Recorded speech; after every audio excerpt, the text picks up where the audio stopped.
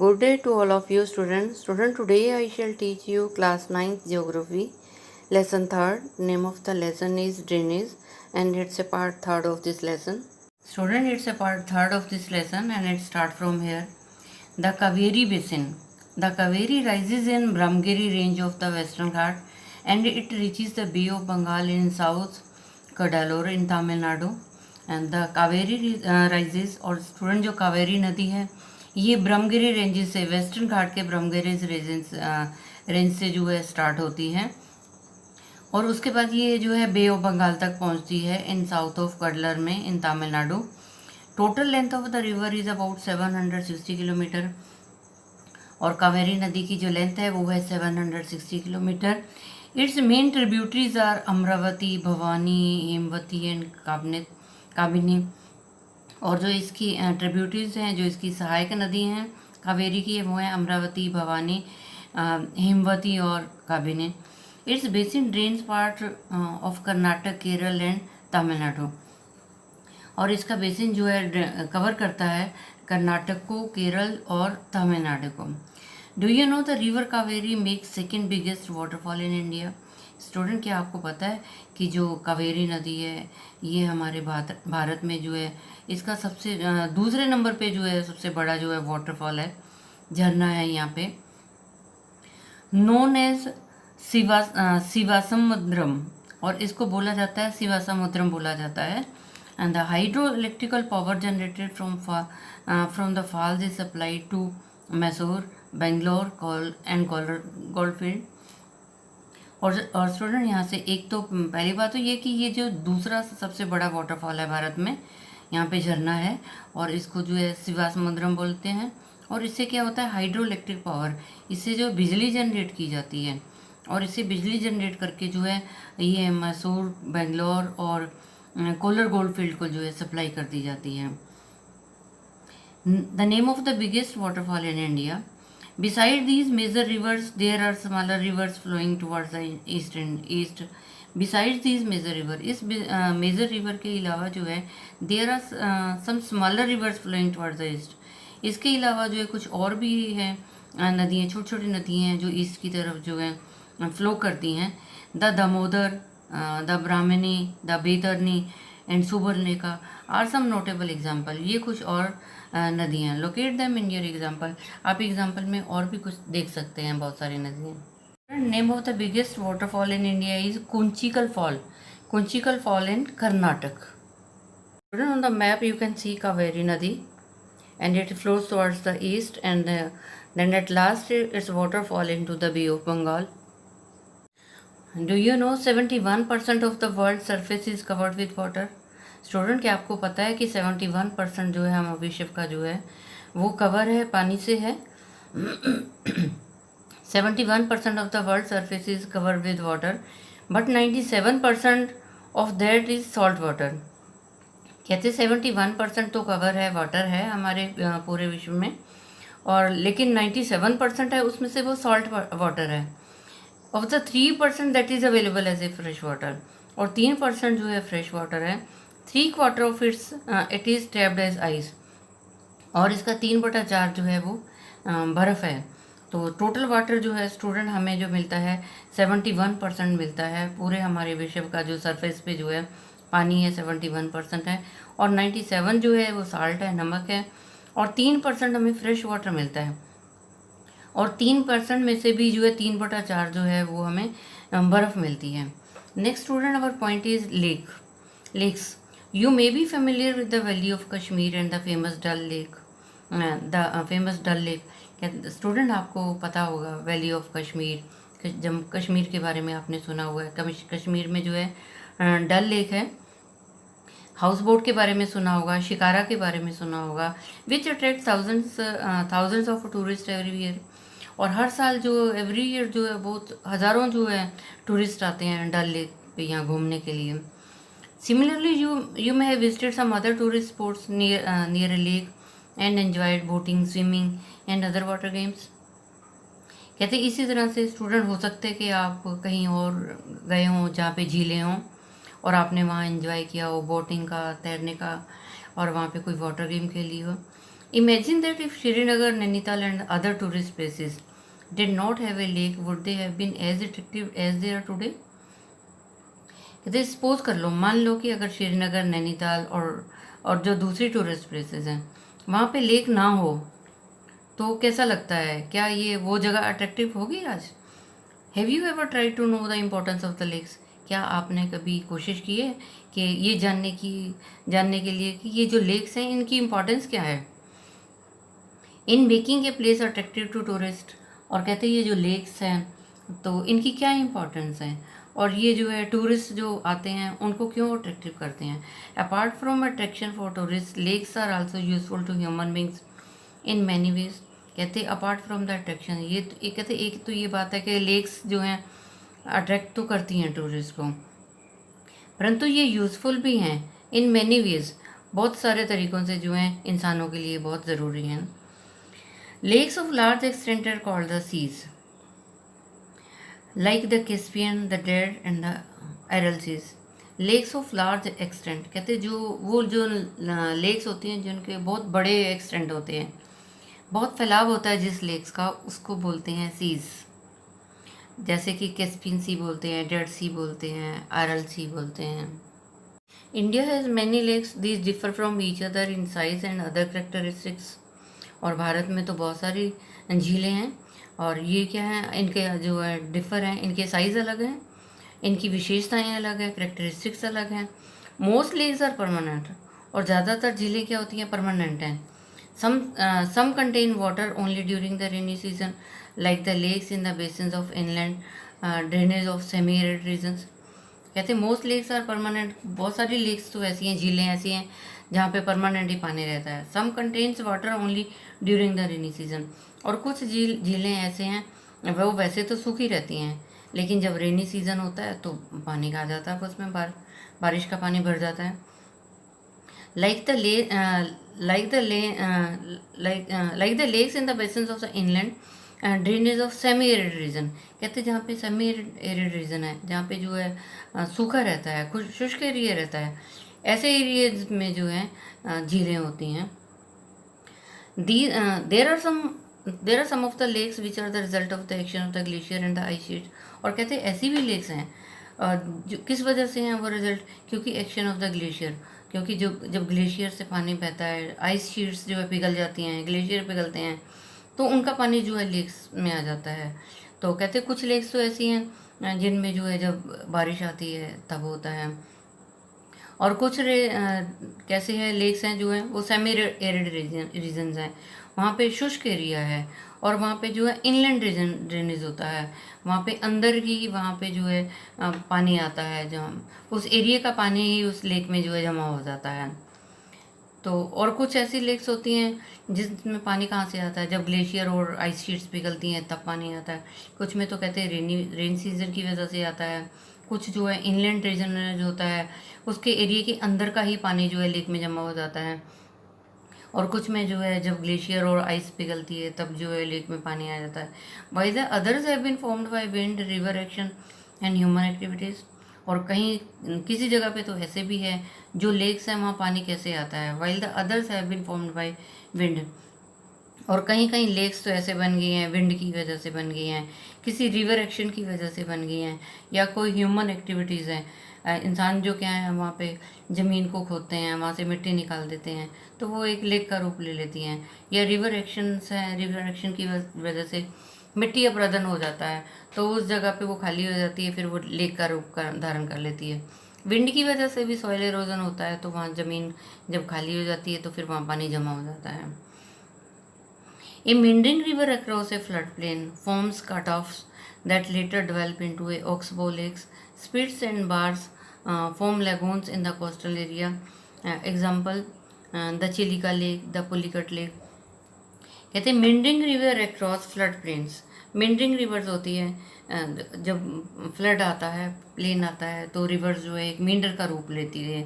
आपको पहले जब शुरू में बताया था मींडर्स कैसे बनते हैं, तो आपको सोर्स ऑफ रिवर में आपको दिखाया था कि मींडर जो है इस तरह की शेप ले लेते हैं, कट ऑफ हो जाती है ज़मीनों को, जो ज़मीन जो होती है जहाँ से रिवर नदी चल रही होती है तो साइड वाले एरिया में जो है इस तरह से कट ऑफ करके पानी जो है चलता है उसको मिंडरिंग रिवर बोलते हैं।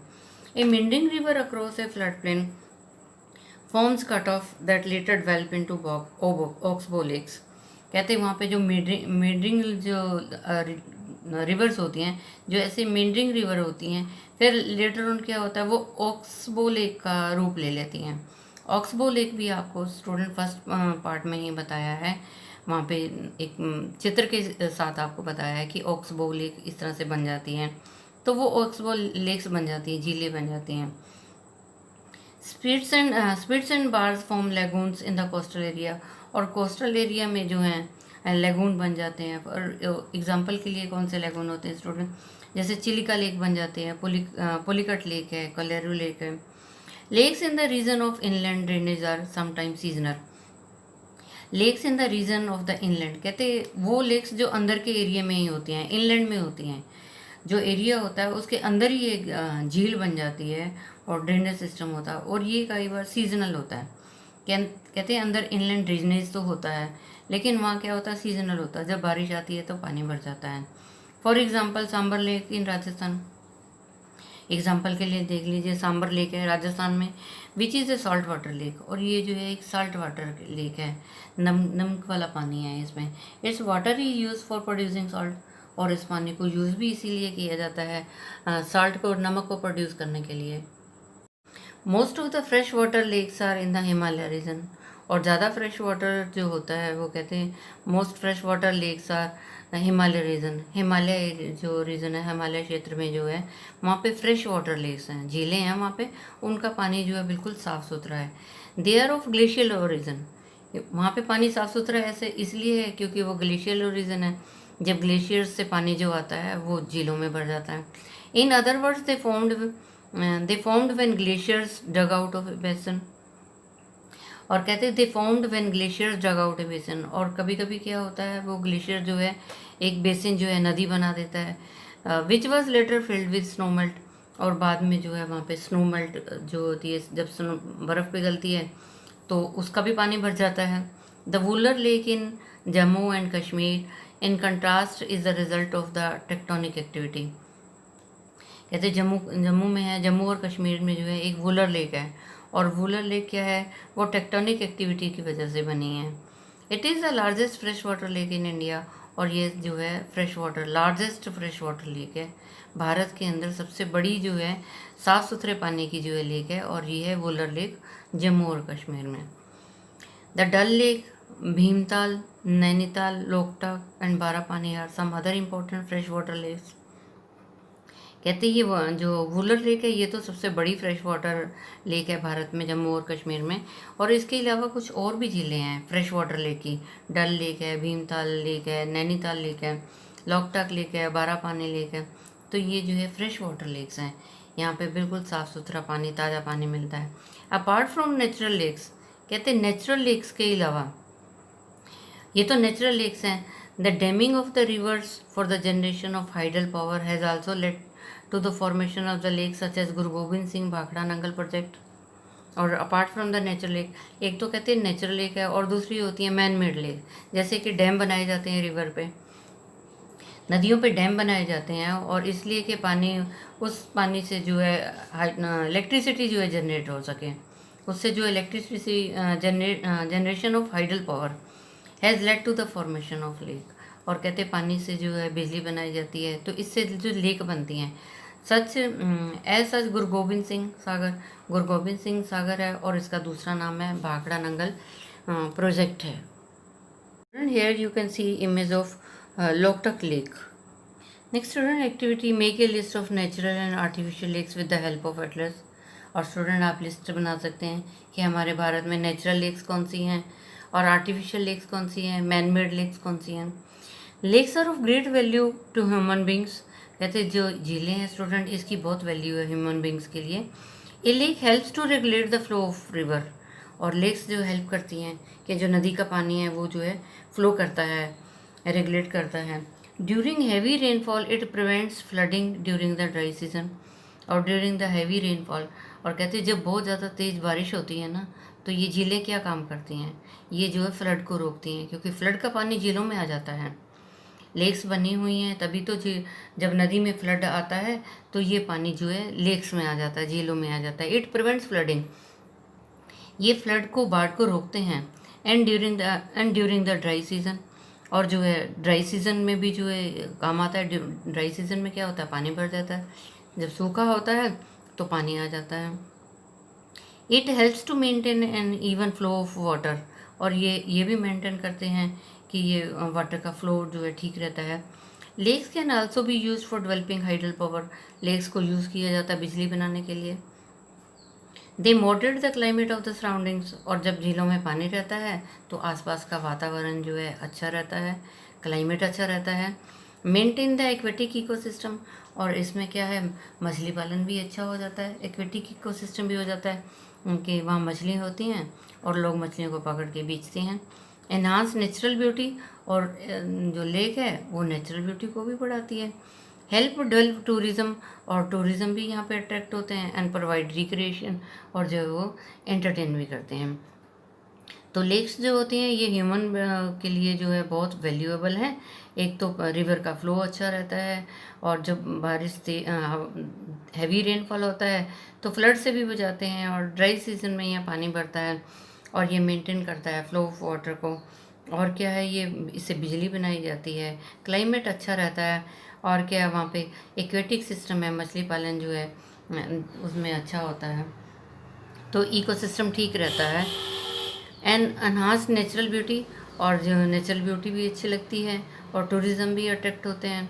और टूरिज़्म जो है, टूरिस्ट जो है वो रिक्रिएशन करते हैं या एंटरटेनमेंट करते हैं। Next student, role of rivers in the economy.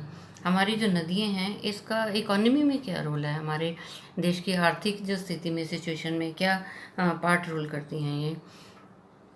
Reverse have been of fundamental importance through out the human history. कहते हैं नदियों का तो हमेशा ही एक बहुत फंडामेंटल इम्पोर्टेंस रहा है इंसान के इतिहास में, मानव इतिहास में जो है इसका एक बहुत रोल रहा है कि लोग जो है नदियों के किनारों पे अपनी बस्तियां बना लेते हैं, वहाँ पे रहने लग जाते हैं क्योंकि पानी की ज़रूरत पूरी होती है। Water from the river is basic natural resource, और वाटर जो नदियों से पानी मिलता है ये तो एक बेसिक नेचुरल रिसोर्स है और essential for various human activities, और ये ज़रूरी भी है इंसान की एक्टिविटीज़ के लिए और इंसान के कामों के लिए। Therefore the river banks have attracted settlers from ancient times, और इसी वजह से क्या हुआ, रिवर बैंक जो नदियों के किनारे होते हैं वहाँ पे जो लोग अट्रैक्ट होते हैं और सेटल हो जाते हैं वहाँ पे फ्रॉम एंशियंट टाइम। प्राचीन टाइम से ऐसा चला आ रहा है कि लोग जहाँ देखते हैं कि नदियाँ हैं वहाँ पे अपने सेटल हो जाते हैं वो, ताकि उनको पानी की ज़रूरत जो है पूरी हो सके। These settlements have now become big cities. अब ये सेटलमेंट्स जो हैं, कहते हैं नदियों के किनारों पे रहना शुरू कर दिया था लोगों ने प्राचीन टाइम से ही, और जहाँ देखते हैं पानी है, नदी है, और अपने जो है वहीं पे फिक्स हो जाते हैं, अपने सेटलमेंट्स, अपनी बस्तियाँ बना लेते हैं। और कहते हैं ये धीरे धीरे ये सेटलमेंट्स क्या हुई, बिग सिटीज़, बड़े शहर में बदल गई। Make a list of cities in your state, कहते वो बनाओ, लिस्ट बनाओ शहरों की जो आपके स्टेट में हैं, which are located on the bank of a river, और उन शहरों के बारे में लिस्ट बनाओ जो एक नदियों के किनारे पे जो है स्थित है। Using river for irrigation, navigation, hydro power generation is a special significance. कहते हैं हम ये देखा कि रिवर को किस लिए यूज़ करते हैं, इरीगेशन के लिए यूज़ करते हैं नदियों को हम, एग्रीकल्चर के लिए, नेविगेशन के लिए, हमारी नेवी जो है उसके लिए जो है पानी होता है, ज़रूरत होता है। हाइड्रो पावर जनरेशन, बिजली प्रोड्यूस की जाती है, ये स्पेशल इंपॉर्टेंस है, स्पेशल सिग्निफिकेंस है, particularly to a country like India, Bharat के लिए, where agriculture is major source of livelihood. और आपको पता है एग्रीकल्चर जो है ये तो मेजर सोर्स ऑफ लिवलीहुड है, और एग्रीकल्चर के बिना तो हम रह ही नहीं सके, अगर एग्रीकल्चर नहीं होगा तो खाएंगे क्या। Of the majority of its population, क्योंकि पॉपुलेशन है, पॉपुलेशन को जो है ज़िंदा रहने के लिए एग्रीकल्चर का प्रोडक्शन प्रोड्यूस चाहिए। और next point is river pollution. River pollution होता है कि पानी, नदियों का पानी गंदा हो जाता है। The growing domestic, municipal, industrial and agriculture demand for water from river naturally affects the quality of water. कहते हैं द ग्रोइंग डोमेस्टिक होता है जो घरों में यूज़ होता है, म्यूनसिपल होता है, म्यूनसिपलिटी यूज़ करती है, इंडस्ट्रीज़ यूज़ करती हैं, एग्रीकल्चर डिमांड फॉर वाटर, कहते डोमेस्टिक घरों के लिए चाहिए, म्यूनिसिपल को चाहिए, इंडस्ट्रियल की चाहिए, एग्रीकल्चर की डिमांड है पानी के लिए नदियों से। Naturally effect the quality of water, जब इन सब को पानी की ज़रूरत है तो इस ये पानी की जो क्वालिटी को इफेक्ट भी करती हैं। As a result more and more water is being drained out of the rivers reducing their volume. कहते बहुत सारा पानी तो है वहाँ से नदियों से ले लिया जाता है और उसके बाद क्या होता है, जो नदियों का पानी है वो रिड्यूस हो जाता है, उसकी क्वांटिटी कम हो जाती है। On the other hand a heavy load of untreated sewage and industrial effluent are emptied into the rivers. On the other hand a heavy load of, और दूसरी साइड पे हम ये देखते हैं, एक तो पानी यूज़ करते हैं, पानी का लेवल कम हो जाता है, और दूसरा क्या है, heavy load of untreated sewage. और जो उनका अनट्रीटेड सीवेज होता है, जो सीवरेज का गंदा पानी होता है, या इंडस्ट्रियल एफ्लुएंट होता है, जो इंडस्ट्रीज का वेस्ट होता है, गंदा पानी होता है, जो वो एम्प्टाइड कर देते हैं रिवर्स में, नदियों में गिरा देते हैं। This affect not only the quality of water, इससे क्या होता है, ये सिर्फ जो है पानी की क्वालिटी को इफेक्ट नहीं करता, but also the self cleansing capacity of the river. लेकिन पानी जो है उसकी सेल्फ क्लिनजिंग कैपेसिटी भी जो है ख़त्म हो जाती है।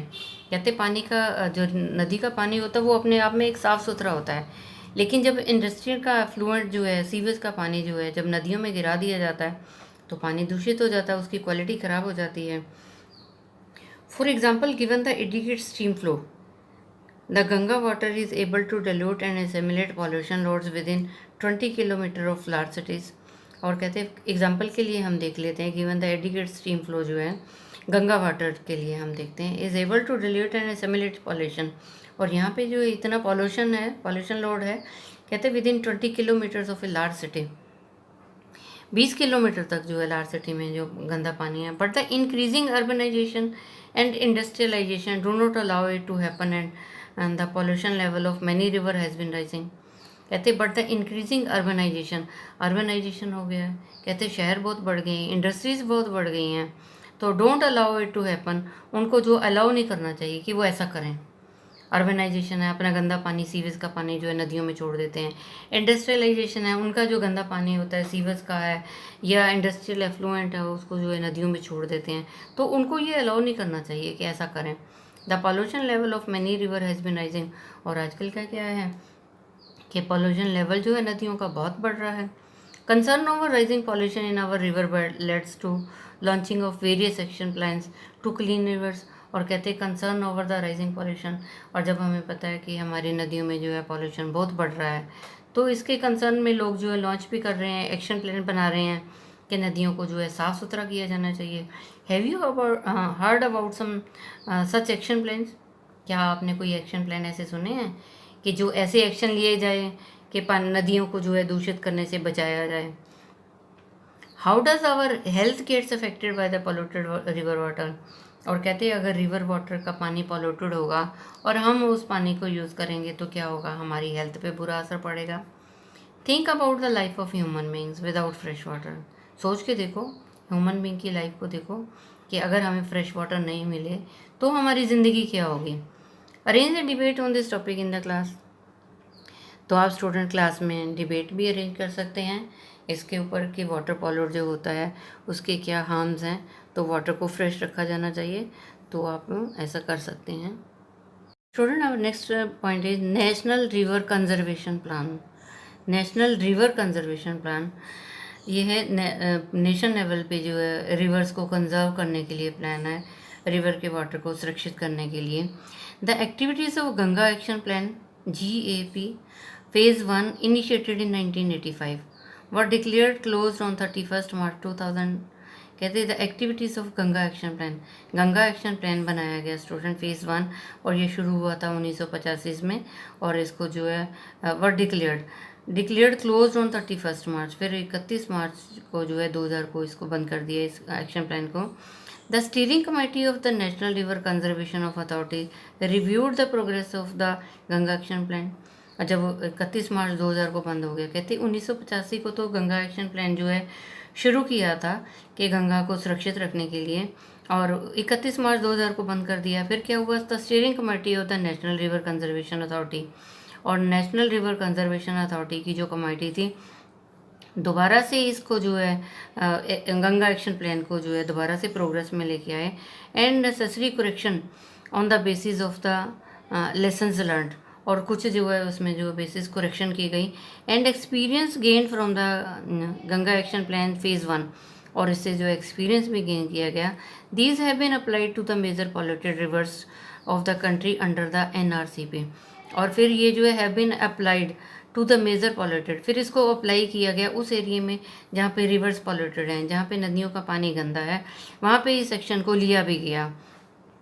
और ये एक्शन लिया गया अंडर NRCP के जो है एक्शन में लिया गया। The Ganga action plan GAP, Ganga action plan phase 2, ये तो फेज़ 1 था, फिर उसके बाद फेज़ 2 स्टार्ट किया गया, has been merge with the NRCP, और गंगा एक्शन प्लान जो फेज़ 2 था ये इसको जो है NRCP में मर्ज कर दिया गया। And the expanded NRCP now covers 152 towns located along 27 interstate reverse in 16 states, और कहते हैं ये दूसरा जो गंगा एक्शन प्लान जो है मर्ज कर दिया गया NRCP में, नेशनल रिवर कंजर्वेशन प्लान में, और the expanded NRCP now cover, और ये NRCP अब कितना कवर करती है 152 152 टाउन जो है इसको जो है कवर किया हुआ है, यहाँ पे एक्शन लिया गया, और ये लोकेट करती हैं 27 इंटरस्टेट रिवर्स हैं और 16 स्टेट्स में हैं। Under this action plan, polluting abatement works are being taken up in 57 towns. Under this action plan, और इस एक्शन प्लान में क्या हुआ, pollution abatement works are being taken 57 town में जो भी है इसको जो है और काम किया गया। ये total of 215 schemes of pollution abatement have been sanction, और कैसे 215 स्कीम जो हैं पॉल्यूशन अबेटमेंट की जो स्कीम्स हैं पॉल्यूशन को जो है ख़त्म करने के लिए जो सैंक्शन की गई हैं 215 स्कीम्स को। So for 69 schemes have been completed under this action plan, और इस एक्शन प्लान में 215 स्कीम तो ली गई हैं लेकिन 69 जो हैं वो कंप्लीट कर ली गई हैं इस एक्शन प्लान के according. A million litres of sewage is treated to be intercepted, diverted and treated. A millions of litre sewage, और बहुत सारा मिलियन लीटर सेवेज जो है उसको जो है टारगेट किया गया है। A million litre of sewage is targeted to be intercepted, diverted and treated, और ये जो है प्लान किया गया है कि बहुत सारा जो सीवेज है उसको टारगेट किया गया है कि उसको इंटरसेप्ट, डाइवर्ट और ट्रीट करेंगे, कि इसको जो है पानी को जो है साफ़ सुथरा करेंगे और उसका जो है डायरेक्शन जो है उसको चेंज करेंगे। Student, I have taught you part 3rd in complete lesson, and I think you might have understood. Student, you tell it to other students so that they can also understand this lesson. And students, stay safe, stay at home, obey your parents. Thank you. Have a nice day. God bless you all.